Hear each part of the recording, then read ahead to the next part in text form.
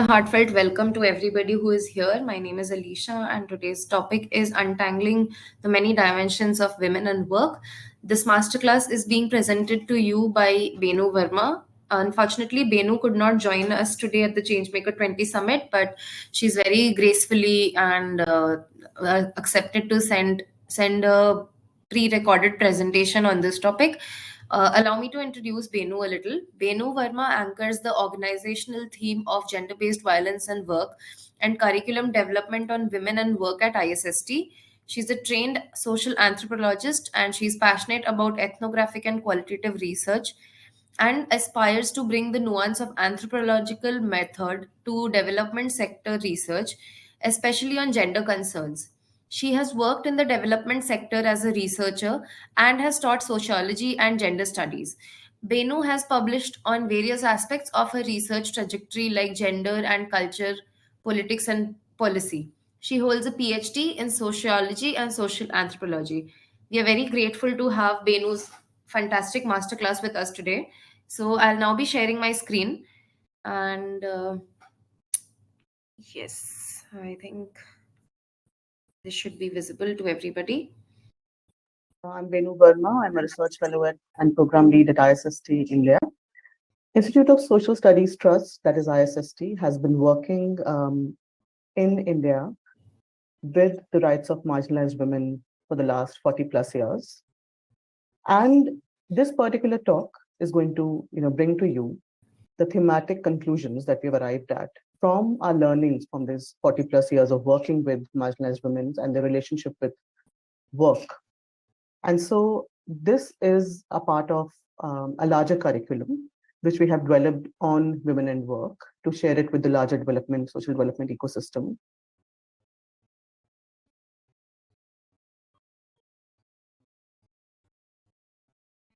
Apologies for technical glitches. Thank you for being here. We've had 2 iterations of this curriculum transacted as a course. The first one being in 2021, it was an online iteration with development professionals and researchers.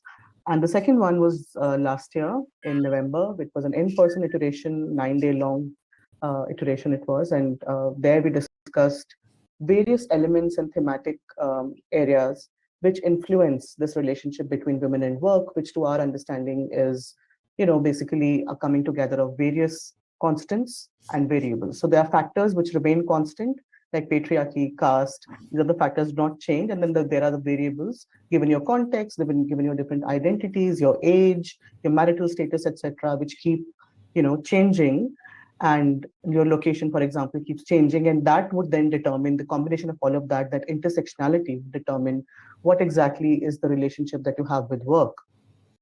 So let's move forward. And like I said, this is the culmination of ISST's 40 years journey. So when we talk about work of women, of marginalized women especially, we say that work is both paid and unpaid. So one is the paid work that you do outside of the house, which or from inside the house also, for example, home-based workers, for which you get paid in money. Yeah, in cash or in solid money. And then there is the unpaid work, which is still work, but that doesn't get counted in the same way as the paid work. And we'll come to why that is the case. Like I said, there are some constants and various variable factors that determine the access of women to work, the consistency of their livelihood, and what are the terms that she will have when she goes out to work. The course on women and work is basically a dissemination of ISST's 40 plus years of learning. And this is what we wanted to share with the larger ecosystem. It's a perspective building course, which means it is not something which is information, but something that would bring to you, the factors underlying and latent between for this reason, for this relationship of women and work, which are always there, but we somehow do not see them because they're invisibilized, because of the way our society and politics and economics work. And so it's the perspective building, in a perspective building course, what we really want to highlight is how this becomes seen, how the hidden comes out to light from these kind of discussions. And then it is customizable to different contexts. So like I said, the first iteration was in 2021, it was online. The second one was in person. In the second iteration, most of our participants were PhD scholars and researchers and development professionals also. And so the fact which really came out very strikingly for us was that this means that there is a lack everywhere across, in development sector, yes, in academia, yes, in research and journalism, yes. And so what we understood was that it is a course which is useful for various kind of different populations and professionals. And that it is customizable as well, because what we're talking about is at a thematic level, and that can be contextualized to various different people's contexts and populations contexts.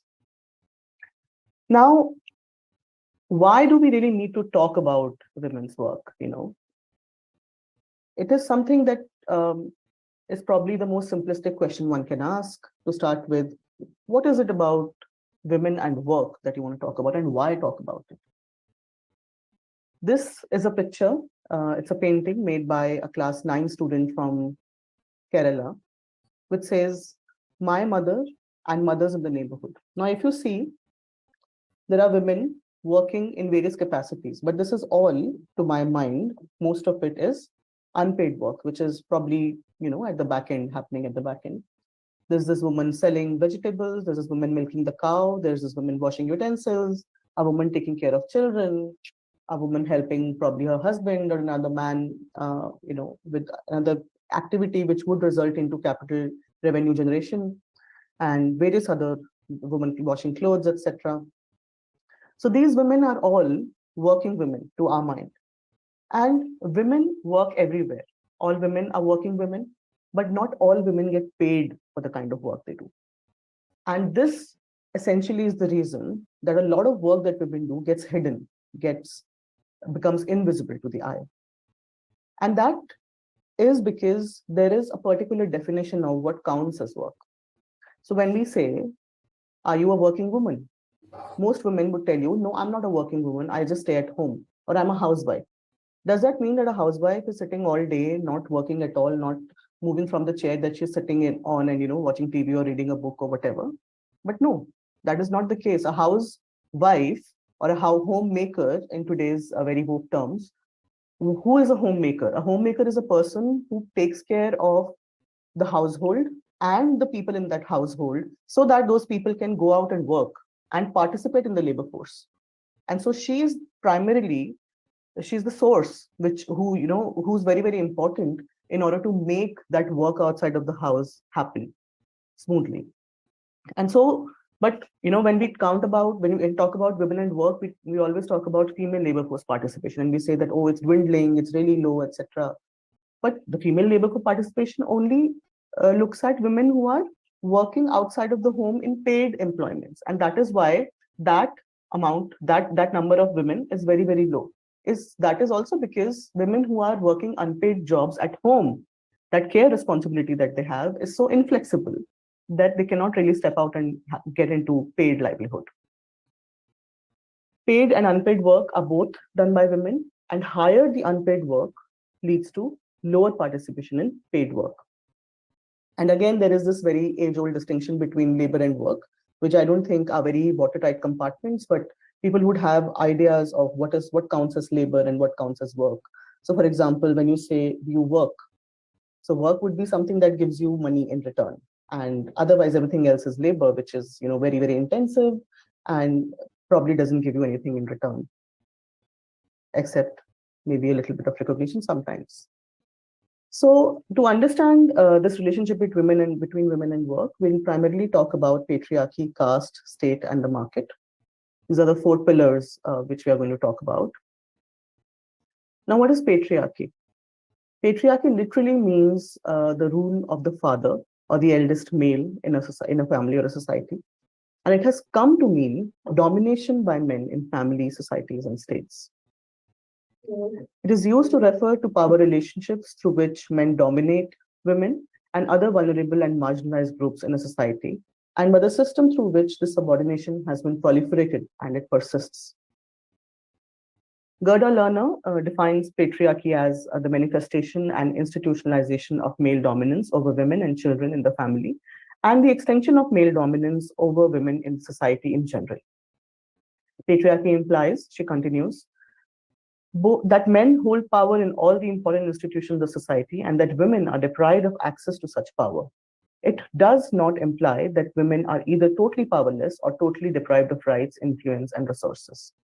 What does this mean? So, when we say that patriarchy is male domination, does that mean that men everywhere all the time are always in power and women everywhere all the time are always powerless? It doesn't mean that. What it does mean is that there's a consistent power dynamics between men and women. And how that power dynamic shifts or changes will depend on the location of that man and that woman. For example, a higher caste man is going to always be more powerful than a lower caste man in India. Similarly, a higher caste woman is going to be more powerful than a lower caste man because that woman has the caste advantage. And so, patriarchy, caste, your cultural capital, your age, your gender, all of these cross-cutting, institutions, they determine at what particular time you'll have what particular kind of power over whom.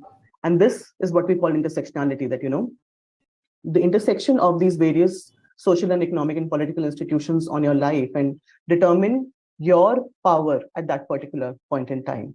And that is how your bargaining power will also get dictated.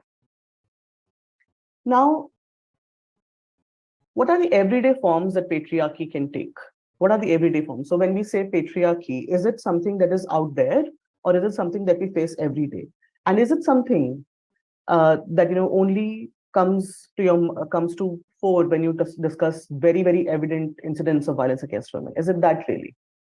I don't think so, because when we say patriarchy, it's a subtle socialization that all of us, mostly men and of course women also, have internalized, which says basically that men will be in control and women will follow.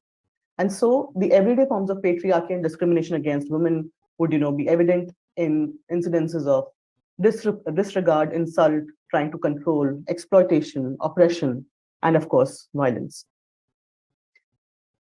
Most evidently, patriarchy manifests itself in the gender binary. And I'm sure a lot of you are already aware of the gender binary being, contrasting characteristics of men and women, male and female. So if you are a female by gender, biologically, by your organs, you have to grow up into the feminine gender. And if you are a male genetically, through your genitals, then you have to grow up to be a masculine gender.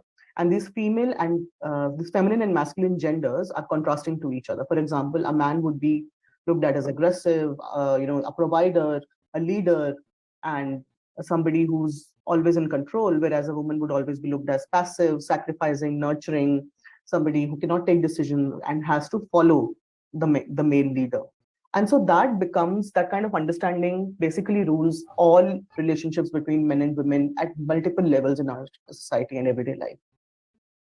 Sylvia Bowlby also talks about this very interesting concept of private and public patriarchy. So one is that patriarchy, of course, works in your household, works in your domestic front, and the patriarchy is, basically a relationship between one man or two men in the household and the other women and girls in the household, where men lead and women follow, and men provide and women consume, so to say.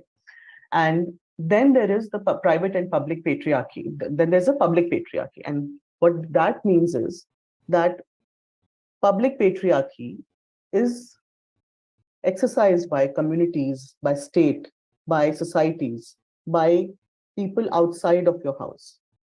And so there is a continuum of patriarchy within the household and also outside of it. I'll read out the definition that she gives from here. Private patriarchy is based upon household production as the main site of women's oppression, and public patriarchy is based principally in public sites such as employment and the state. The household does not cease to be patriarchal structure in the public form, but it is no longer the chief site. The private patriarchy, expropriation of women's labor, takes place primarily by individual patriarchs. In public patriarchy, it is collective. And we'll come to see how this happens. And why is it that most women are employed either in jobs which imagines women as sacrificing, nurturing, and therefore get paid less because they are not understood as skilled workers? And why is it that most bosses and most people who are leading in most organizations, including state and the corporate sector, are mostly men? So why do women adhere to patriarchy? So, but the point is that if this system is so exploitative and if this system is so unjust, why is it that women are still adhering with patriarchy? I mean, we are not fools, right? We're all rational human beings. So why does that happen?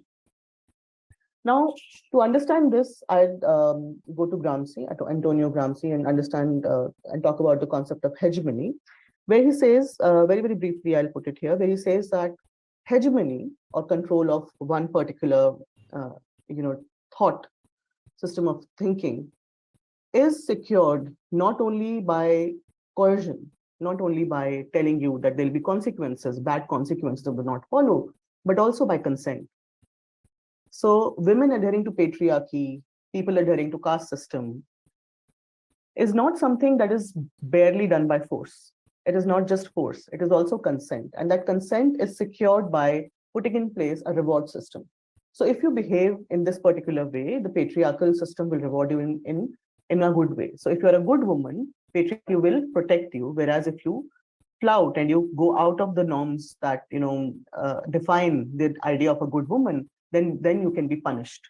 And therefore, mostly in the incidences of rape, what happens is that women themselves are blamed because she was out at a particular time when she was not supposed to go out. She was wearing a particular kind of dress which she was not supposed to wear as a good woman. A good woman would never be out at that time. A good woman would not wear those kind of clothes. And a good woman would not be hanging out with men at that hour wearing those kind of clothes. So if incidents of violence sort of was brought upon her, then she was asking for it. So, this entire concept of asking for it is basically when patriarchy punishes you for not following their norms.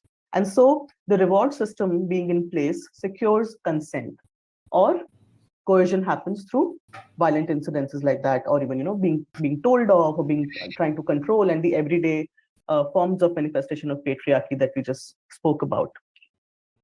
But women, being rational and obviously very intelligent beings, negotiate with patriarchy. It's not always that women just become victims to patriarchy and they don't know how to deal with what's going on.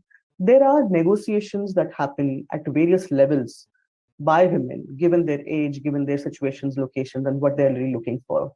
And so Kandioti's very interesting article on bargaining with patriarchy, if you read that, she's explained how to secure one particular end, women would work towards, being able to negotiate that for that one particular end through a lot of understanding of the system that they're located in, of the structure that they're located in, and then find crevices in that structure, find openings in that structure to negotiate and have their say, have their agency, have their will. Quickly now, moving on to caste, because patriarchy is a never-ending topic, and we'll come back to it when we talk about the intersection of patriarchy and caste. What are the everyday connotations of caste?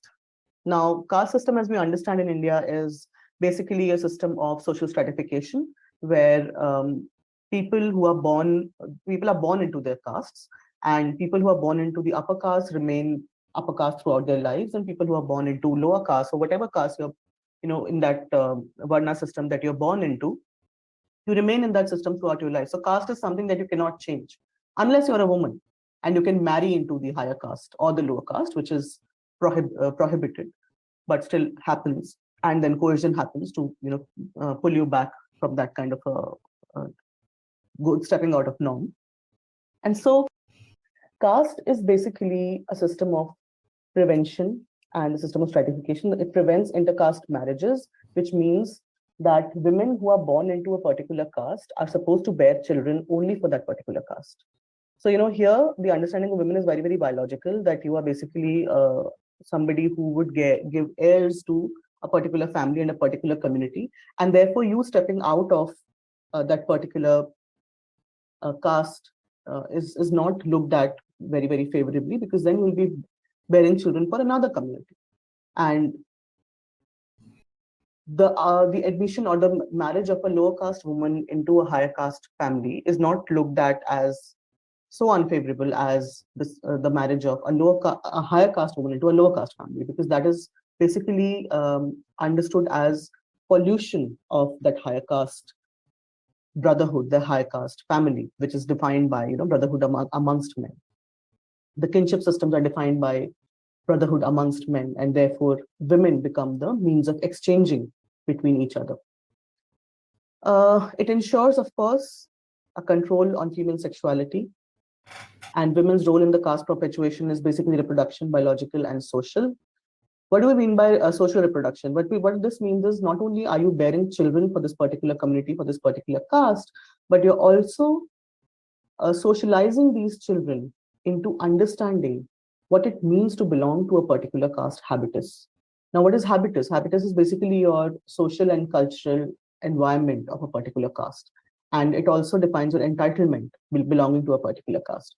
And so, what women do is to also socialize children and socialize generations of children into becoming adults who would carry on that caste system, have the same kind of norms embedded in them, and the same kind of ideas of punishment and not going away from norm embedded in them as the generation previous to them and the generation who's raising them. Uma Chakravarti has called this particular system as Brahmanical patriarchy. So what she says is that Brahmanical patriarchy is where caste and patriarchy come together to uphold the norms and purity of upper caste men who exchange women among themselves in a form of kinship. And what that does is that makes sure that this purity of blood, quote unquote, is maintained throughout their exchanges in their kinship. And therefore, because of the purity of blood and the habitus of caste is maintained, and therefore the privilege of caste is maintained. Now, patriarchy is not just one monolithic thing. There are multiple patriarchies. And that leads to various intersectionalities for women. Like I was talking when we were discussing the previous slide, that a higher caste woman would be more powerful in a given context than a lower caste man. Similarly, these kind of intersectionalities basically come up and emerge through multiple patriarchies. Now, patriarchies could be the upper caste patriarchy, Dalit patriarchies, Black patriarchies, white people's patriarchies. So therefore, we never say there's one patriarchy. There's always a multiplicity of patriarchies which women are a part of. And mostly these are intersecting crisscross tangents: patriarchy, caste, age, location, gender, your region that you live in, your financial and cultural capital that you have. That will determine anybody's power or anybody's negotiating and bargaining abilities at a particular point in time. Caste is basically based on the concept of heteronormativity, that, of course, both patriarchy and caste for that matter, that women and men are supposed to follow their gender binaries of feminine and masculine and have a heterosexual normative relationship, which means that men can have only women as partners and women can have only men as partners, and which keeps caste as an enduring institution. So, caste and patriarchy are very much like the recent coronavirus that we all saw, who was, constantly mitigating and constantly changing its forms, but it stayed. Now, thankfully, because it was a virus and was still controllable, now the impact of the virus has really gone away. But patriarchy and caste are stronger than that virus because they keep changing their forms. They keep, mutating into these various different kinds through time and space, through centuries, but they do not go away. They only change their form and they retain their endurance and their strength and power in the society. Of course, sometimes in some locations they'll be weaker than in others, but mostly the idea being that they're always there. Now, when we talk about patriarchy, caste, and women's work, what is it that really stands out? So when I said that patriarchy and caste are always mutating and changing forms and still being there, how is it that it is possible? It is because caste and patriarchy both are recreating a particular habitus, recreating a particular kind of living environment for women and men, for gender, for heteronormativity, and for the larger world, which creates a kind of privilege that people who are higher up in this power ladder enjoy, and people who are, lower in that power ladder do not enjoy. So that privilege is used in the form of culture and cultural capital. So belonging to a higher caste, suppose there's a higher caste, upper caste, upper class, able and sexual man that I'm heterosexual man that I'm talking about, he'll always be more powerful in our society than a queer person who might also be upper caste, who might also be upper class, but is queer. Then again, somebody who's upper caste, upper class, but disabled, heterosexual but disabled, would again be less powerful than this combination of upper caste, upper class, able, heterosexual man. And so these kind of crisscrossing tangents define your power. And now let's look at how women are situated in this crisscrossing tangent, in this intersectionality. Women are always understood as a passive gender, the inferior quote unquote gender, who are supposed to be led by men. If they're upper caste and upper class, they're still more privileged, and able and heterosexual, they're still more privileged than their other counterparts. But imagine a marginalized woman, in India, suppose, in an urban, peri-urban situation, who is a domestic worker, belongs to a lower caste, and has migrated from her village from far away Bihar, in a remote Bihar village. She's come to Delhi. She's not, of course, upper class, not an upper caste. She's a migrant. And maybe she also has a kind of disability which does not allow her to work for very long hours. And maybe she's not also, a heterosexual person. And so what happens to her bargaining power? What happens to her power in the society? And what happens to the kind of work that she will have, or she will seek, or she will be given? So you would see most migrant populations who do not have their papers in place, who are not upper caste and upper class, would end up working in informal sector, would end up working either at domestic helps, or women who do home-based work on the piece rate, which is again very, very low. The remuneration is very, very low, and many other such informal sector jobs which do not have income security, which do not have stability, and which do not have any long-term consistency, which can just be taken away. For example, when COVID happened, a lot of these jobs were just taken away, and most of these women were left in the lurch because of that. And so patriarchy, caste, and women's work has had a long-standing relationship and will always keep defining the kind of bargaining power that women would have vis-a-vis their work. Patriarchy ensures the propagation of heterosexuality in caste system and capitalism, and these in turn thrive on the values and systems of patriarchy. There is a symbiotic relationship among these institutions. So like patriarchy supports caste, caste supports patriarchy. And both of them support capitalism, and capitalism supports them back. And we'll see how that happens in a while. So precisely speaking, when one system of domination allies with the other system of domination, they all ensure each other's propagation.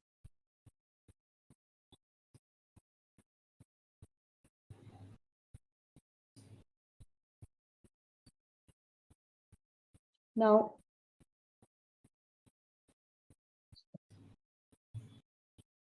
let's come to the understanding of state.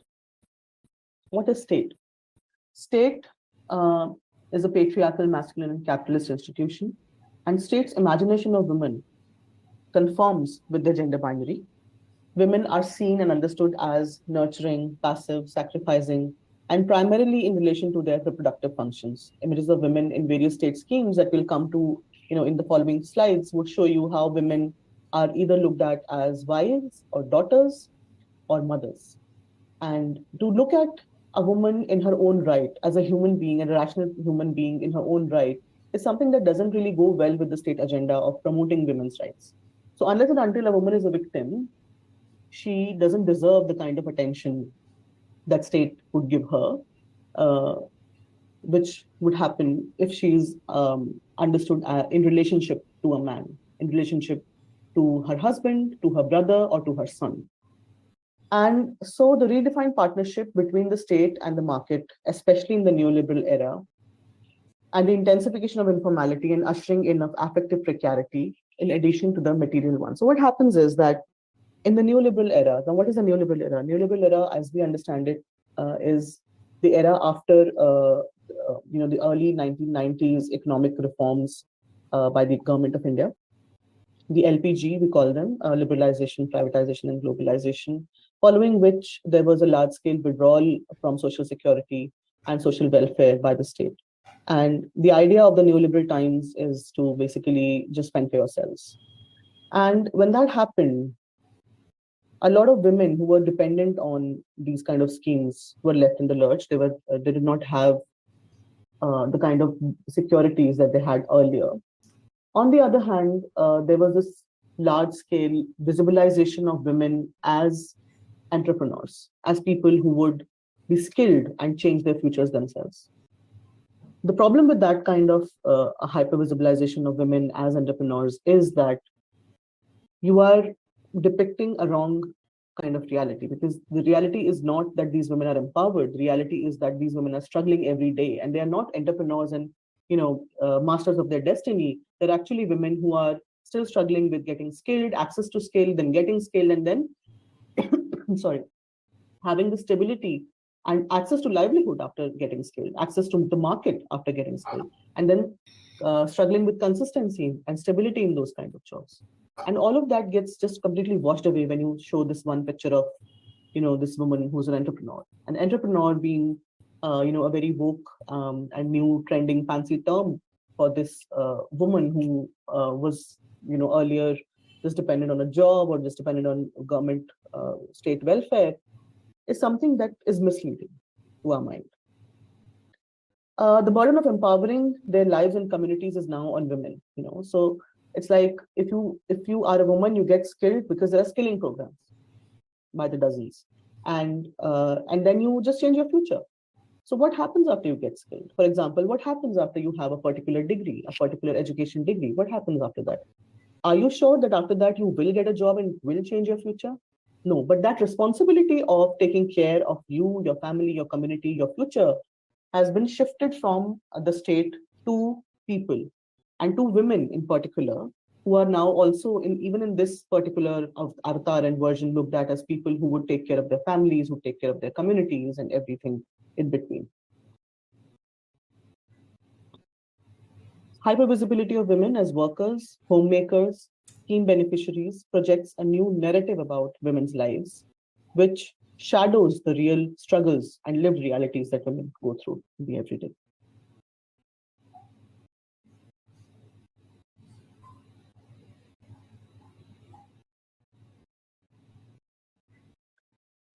So what are the stock imagination of women by the state that I just was talking about? That poor women are hardworking, they're easier to mobilize, are more honest, and are better at credit risks.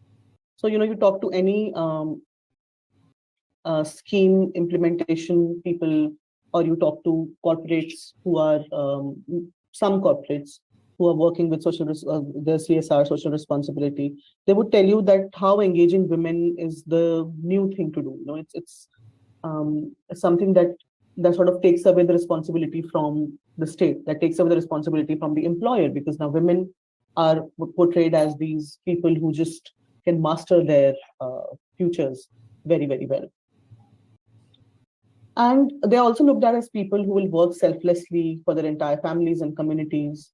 They'll be, and of course, then, be the people who are responsible for alleviation of poverty in their lives. They'll be loyal voters, and they'll be excellent anti-corruption vigilantes. So these images are basically from a scheme called Beti Bachao, Beti Padhao. And you can see that the emphasis is on how women, the girls who you will save today from female feticide and infanticide, will then grow up and become, will nurture you basically. And so you don't kill them because they'll nurture you in future. The stress is not upon the fact that they are human beings and they deserve to live, but on their gendered roles, on the understanding of the biological reproductive gendered roles. One says, "कैसे खाओगे उनके हाथ की रोटियां जब पैदा ही नहीं होने दोगे बेटियां?" So who will cook for you in the kitchen? Who will make those nice round rotis for you in the kitchen, nice round chapatis for you in the kitchen. It will not let daughters come into your families. The other one says, "Beti bin jag suna, nahi koi jadoo tona. Beti ko padhao, acha budhapa bitao." So without daughters, the world is empty. This is not any black magic. Educate your daughter and spend a good old age. So it's basically investment for your old age, which is something that's is also done for sons a lot in our country. This is another one where there's a Kalyan Lakshmi uh, Pathakam, Shadi Mubarak scheme. And so government is taking care of the marriages of women. So, the biggest pressure that parents feel when, especially marginalized people who are vulnerable financially and socially, the biggest burden that they feel when a daughter is born in their families is that how will we ever get her married? How will we ever secure the kind of funds which will be required in getting her married? And so the government steps in and says that we will take care of the marriage, but you just have your daughters, because demography is sex ratio in India is really really bad. And, demography is sort of becoming really skewed towards having more men than women, and then that would only mean more and more problems in the future when it comes to the composition of population. So, all in all, what really happens with women vis-a-vis their work is that culturally, the domestic front is considered as women's primary responsibility.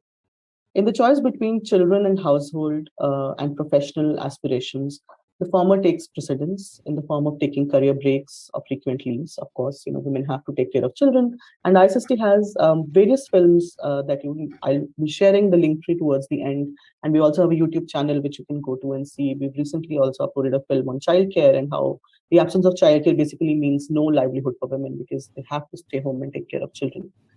And then eventually what happens is that higher paying jobs requiring more time and responsibility go to men because men are available. Men are free from their household responsibilities, from their care responsibilities, and who aren't considered primarily responsible for their household.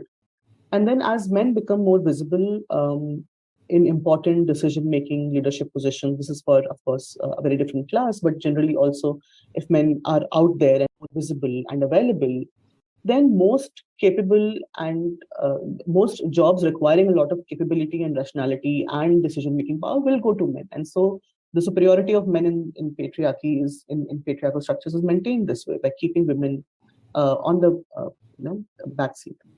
And the gender binary of men being more capable and rational gets reiterated.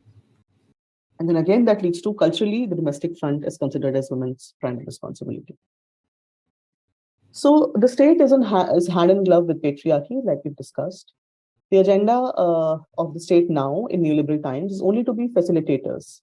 And no longer it is a key instrument in women's social and economic advancement. Women are left on them to themselves to just take care of their futures, as are men. But again, when you talk about women and men in relation to each other, women are more disadvantageous in a more disadvantageous position than men because of the withdrawal from welfare. All of this is basically because of the withdrawal from welfare. The new model of citizenship is instrumentalist. So women are looked at as vote banks more and more, and not as people who would have a political stance. So collectivization again becomes a taboo.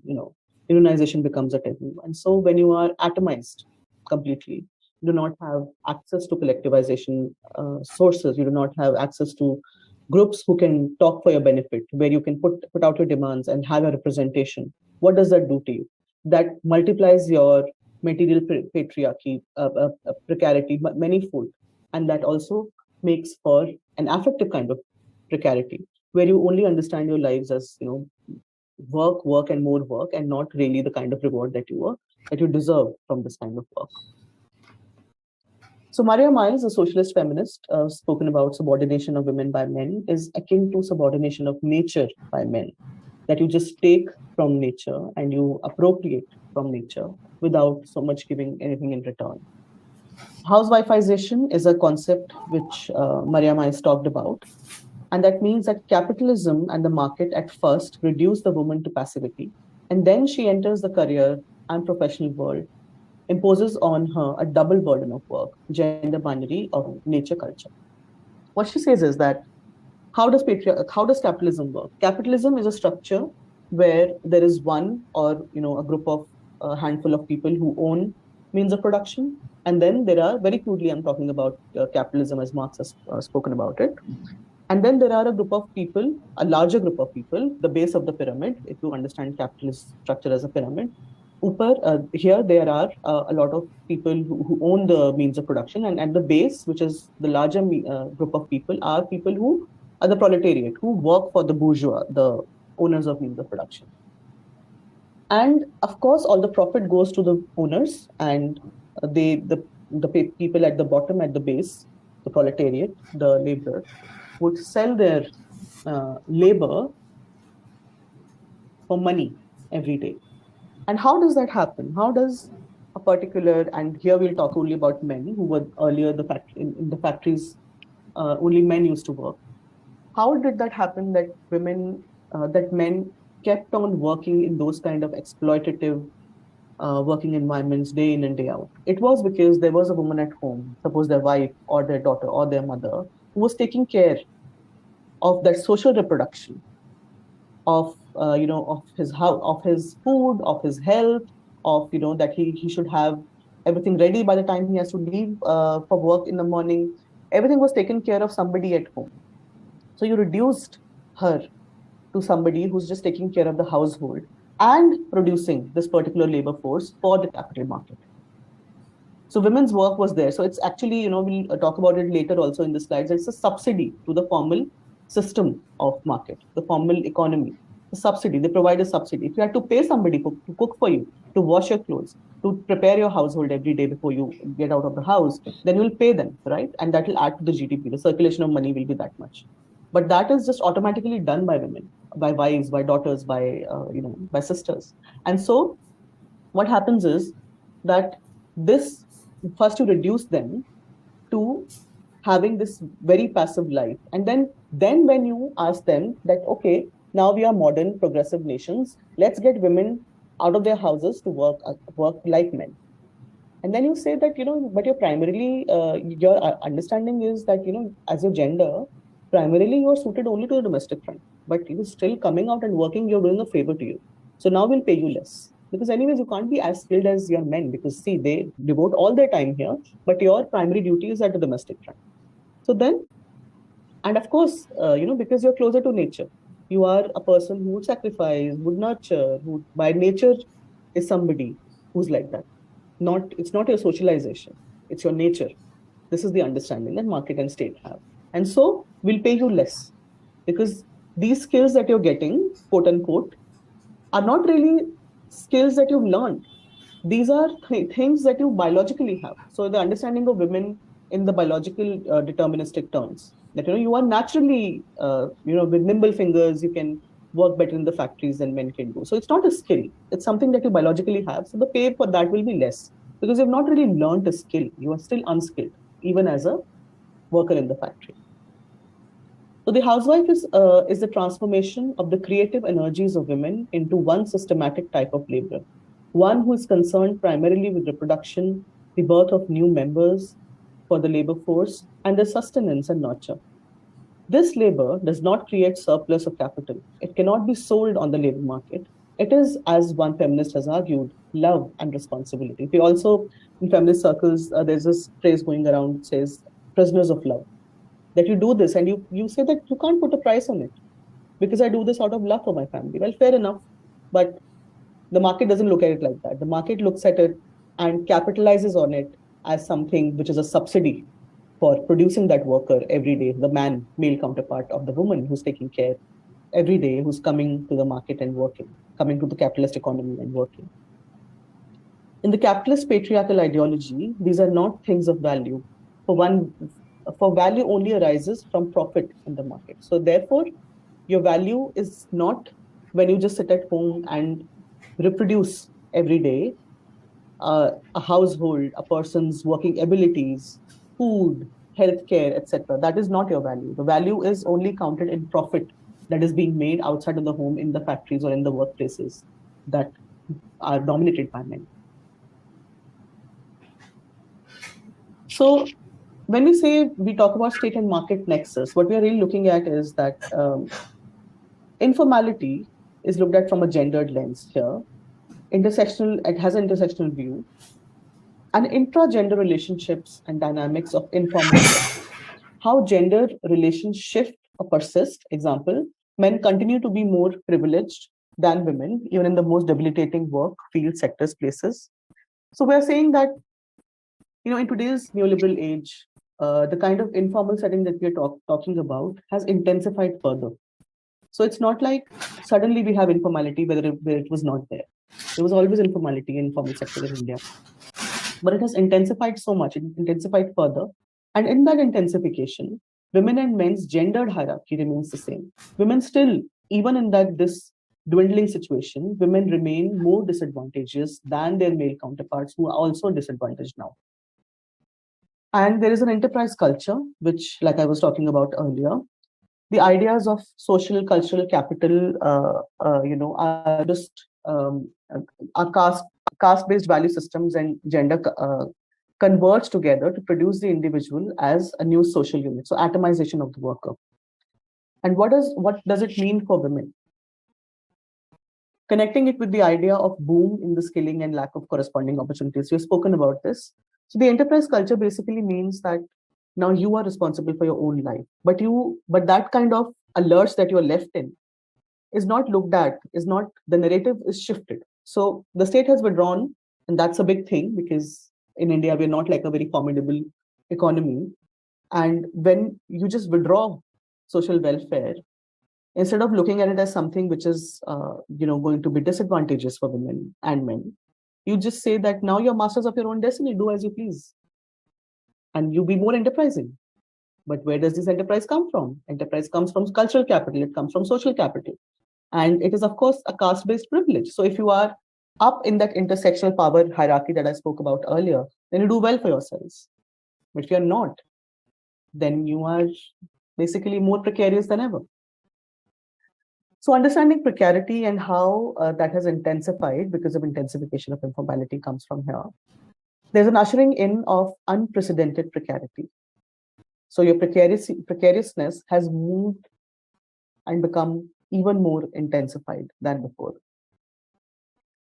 Caste and gender under neoliberalization that I just talked about, the intersectionality, and feminization of labor and feminization of precarity. So we say that there's a feminization of labor, of course, because the least advantageous people or the most disadvantageous people in this particular hierarchy that the neoliberal state has created will be women. Women's work will suffer the most. Women remunerations will suffer the most. Women care work will suffer the most. Women's mental health will suffer the most.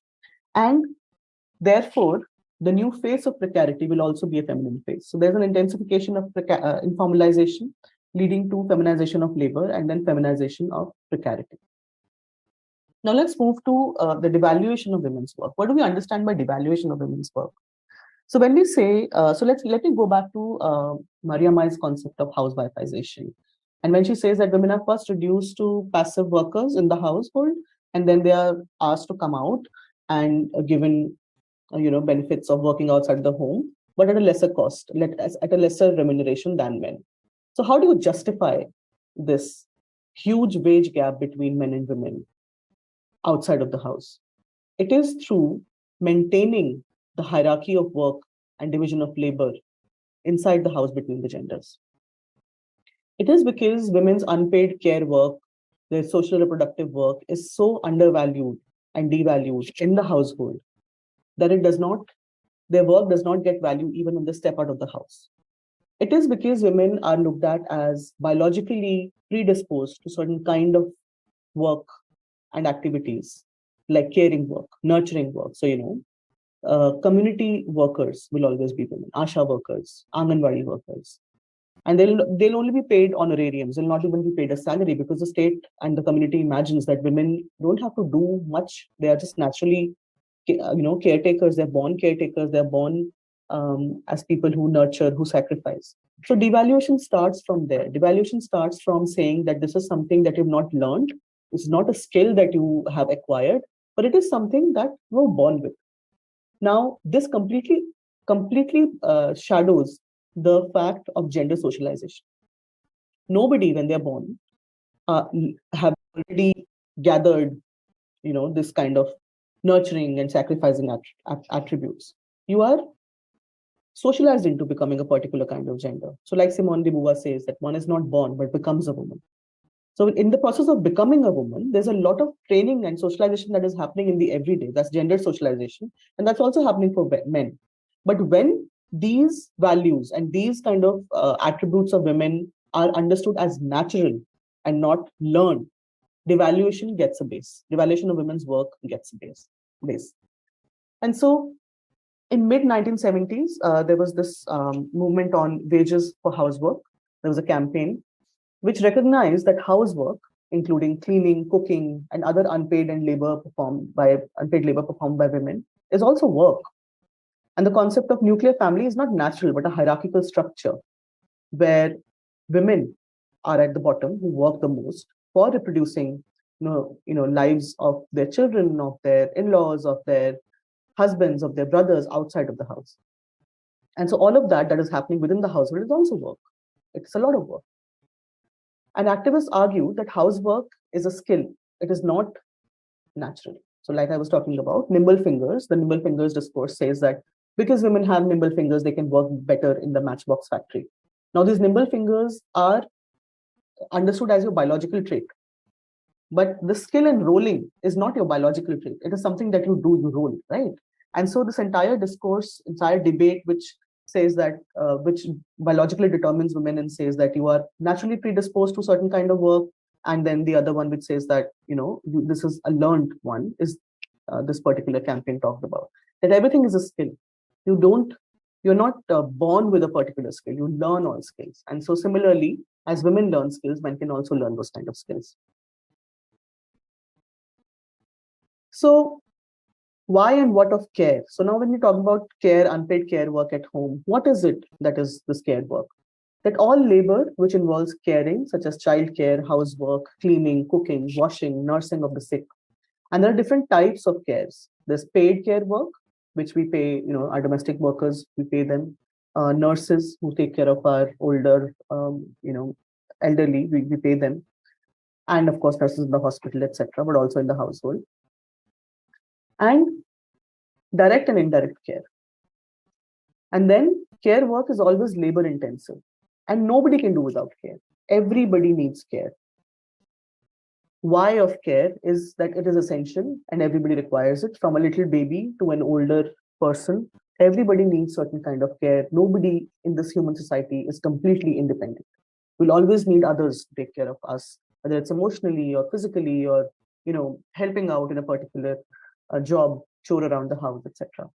And it is a subsidy to formal economy. Like I was discussing earlier in the case of housewifeization, that unless this woman works throughout the house, around the clock in the house, unless she gets up in the morning, makes your tiffins, cleans the house, cleans the kitchen, and then washes your clothes and gives you iron clothes every day, etc., etc., etc., and then the series of work goes on and on like that. Unless she does that, the formal economy cannot run the way it is running. And it is a subsidy to formal economy, because I am doing that work without pay, and therefore your work just goes on and on.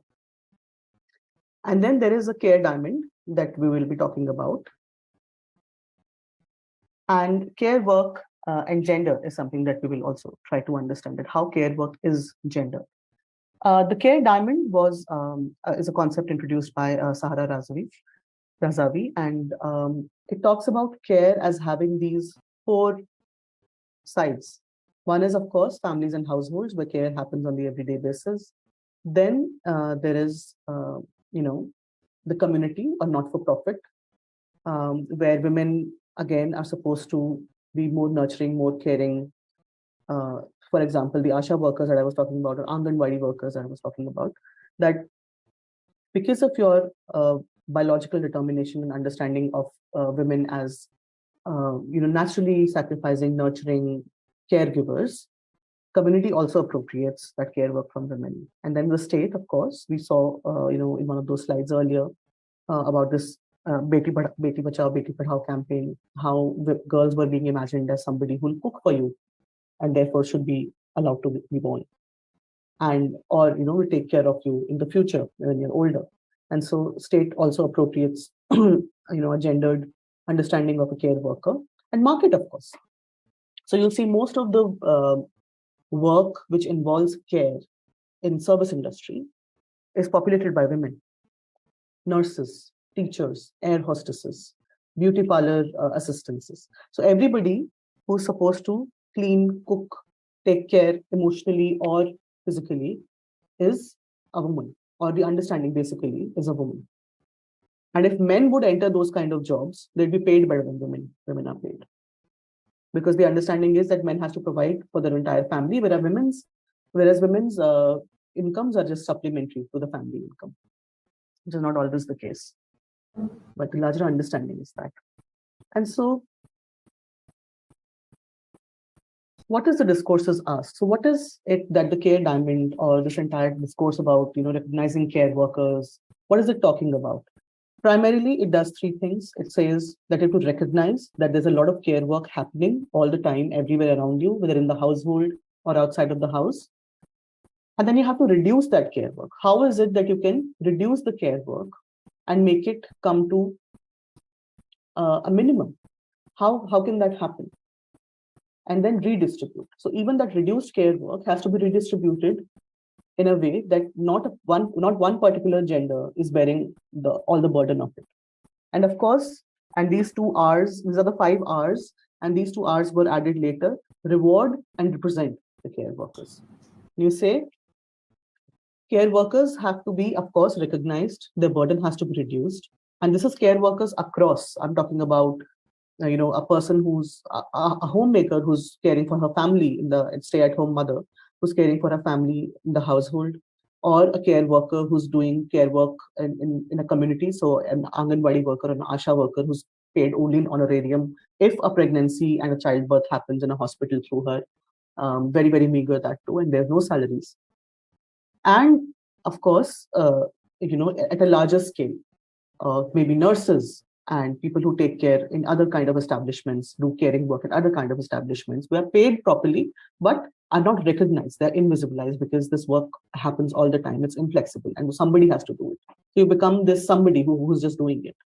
And so one is that you have to recognize them, you have to reduce their burden, and then redistribute that care work burden among people and not according to particular gender socializations and gender identities. And reward and represent care workers. Reward being that reward could be, appropriate remuneration, but it could also be recognition in the sense of acknowledging that there's a huge contribution of this person in my family. So, a lot of homemakers will tell you that I don't want to be rewarded for this the kind of work that I do for my family in monetary terms. But yes, I do want to be acknowledged, and I do want my children and my husband to turn around and say that it is because of you that I have a smooth life outside of my home. It is because of the kind of labor and care that you put into our lives that our lives are the way they are. They're better, they're good. And represent them. So there has to be a representation of care workers at a larger level who would, the representatives take their demands and their struggles and their challenges forward. And that could happen through collectivization. Now, from care, let's quickly come to the invisibilization of women's work. This is something that I spoke about in the first slide itself when I said, why is it that we need to speak about women's work at all? What is it that we have to discuss, and why? It is because women's work is invisible. And why is that? Why do we say that, oh, the women's work participation rate is so low? And yet we say that women are working all the time. They're working around the clock. They're working inside the house, outside the house, paid work, unpaid work. Why is it? It is because the way that we collect data, the way that we say, we go and ask. So, for example, an NSSO survey will come to your gate and ask, do you work? The simple answer would be, I don't work. I stay at home. So staying at home doesn't mean that you're not working. Staying at home means that you're working in the household, for the household, and probably your community. But when you say, do you work? Yes or no? It says this woman doesn't work. She's not participating in the formal economy. And that means she doesn't work.